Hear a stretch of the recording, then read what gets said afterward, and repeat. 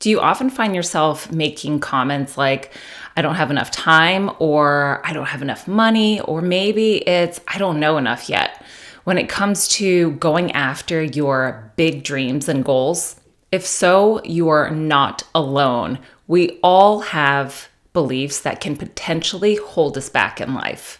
But many times we're not even aware of what these beliefs are because they're so ingrained in our subconscious mind. So that now brings the question, do you know what beliefs are holding you back from your true potential? If not, I encourage you to keep watching this video as I share with you my 4-step process to identifying your particular limiting beliefs and also identify your truth so you can start living your best life. But first, if you're new here, hi, my name is Dominique, and on this channel, I help you heal wholeheartedly, mind, body, soul, so you can live your best life. If this sounds like the type of inspiration you desire, then I invite you to hit subscribe down below. So what are limiting beliefs, and where do they even come from? Limiting beliefs are the stories you tell yourself about yourself that hold you back from reaching your fullest potential. These are the beliefs that prevent us from achieving what we're fully capable of. So as I touched on briefly in the beginning of the video, limiting beliefs are held deep within the subconscious mind. They're actually rooted in overwhelming emotions we had as we were younger. Because our emotions, specifically overwhelming or unresolved emotions, are stored within the body, which is also a representation of the unconscious mind, they become a deeper part of us. Our beliefs become our truth. So how do these beliefs hold us back in life?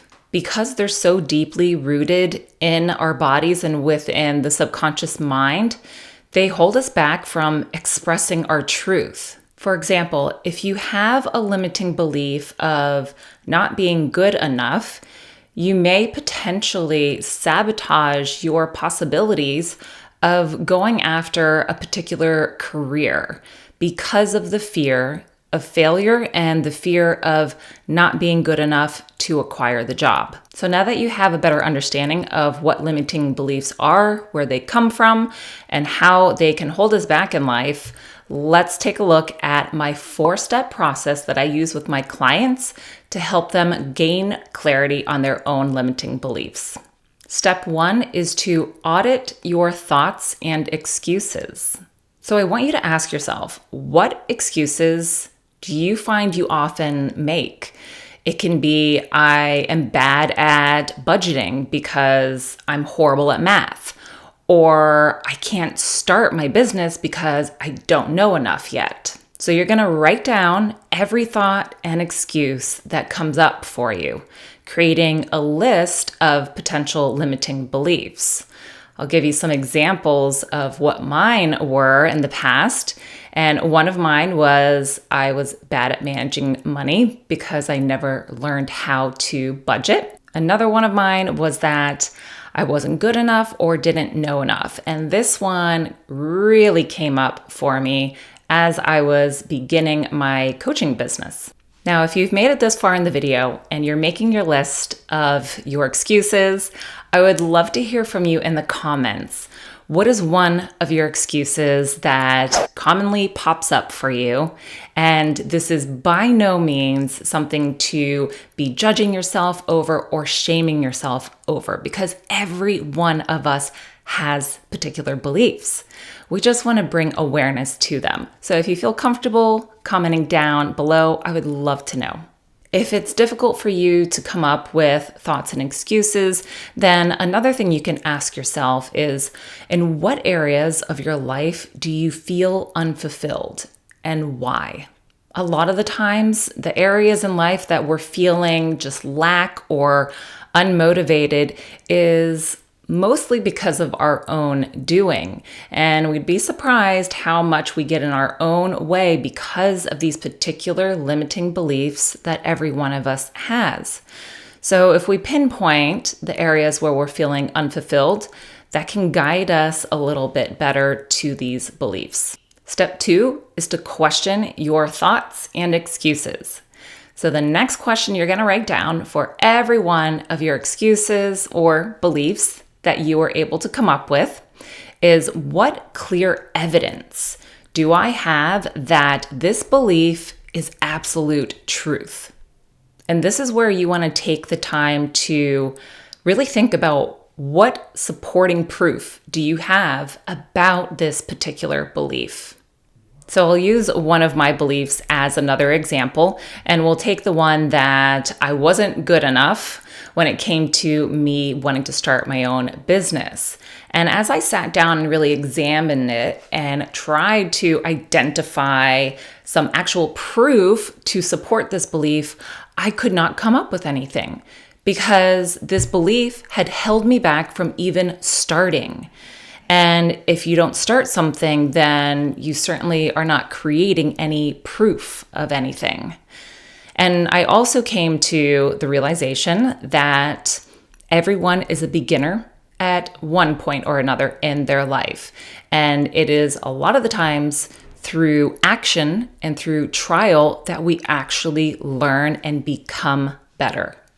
After you've gone through this questioning of what proof do you have of the belief, then I want you to ask yourself again for each question, what are you missing out on in life if you continue to carry this belief?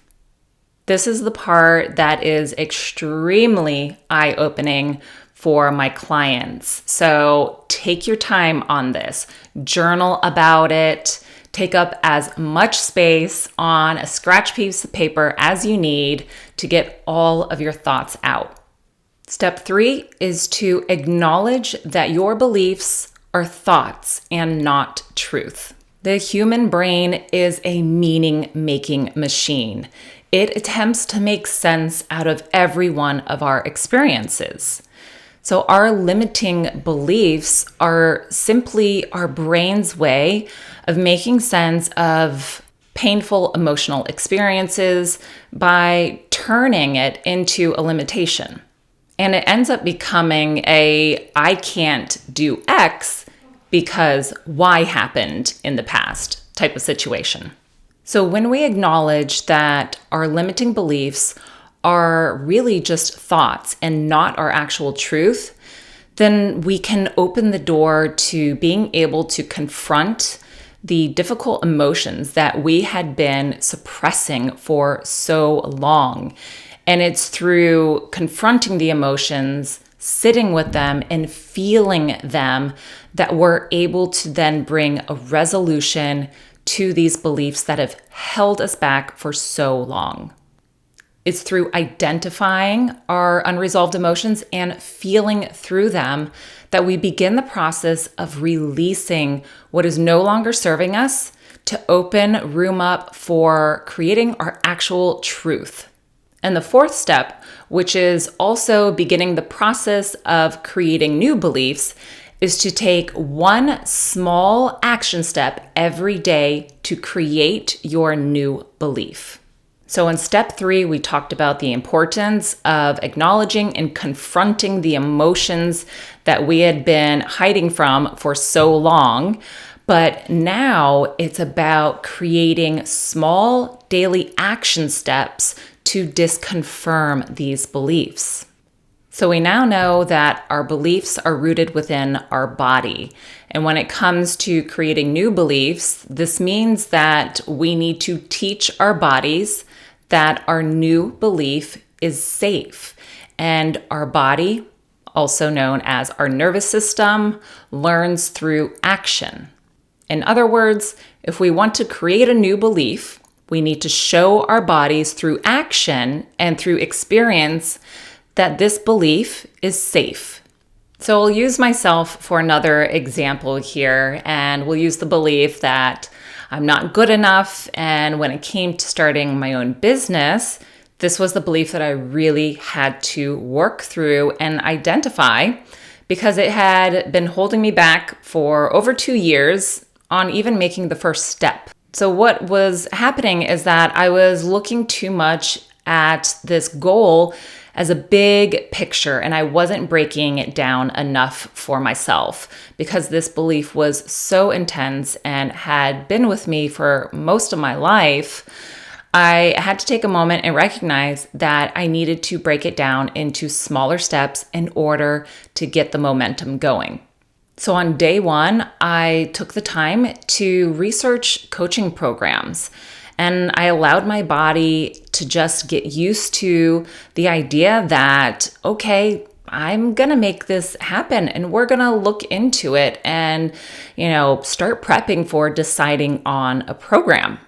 The next step after that was to actually decide on the program. And from there, the following step was to sign up for it. So you can see how I didn't go in one day all in on researching, making the decision, and then taking the big leap of faith. I allowed myself time to process that this was possible for me. And I needed to take it slow.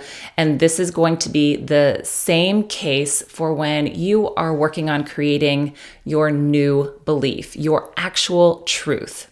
There you have my 4-step process to identifying your limiting beliefs so you can begin to get clarity on them and move your life forward. If you enjoyed this video, I would greatly appreciate it if you gave it a like. It allows me to reach so many more people out there because it gets eyes on my channel. And if you haven't yet subscribed, then I invite you to go ahead and do so and hit that notification bell so you don't miss out on any of my new videos coming out every single week. And until next time, sending you so much healing love.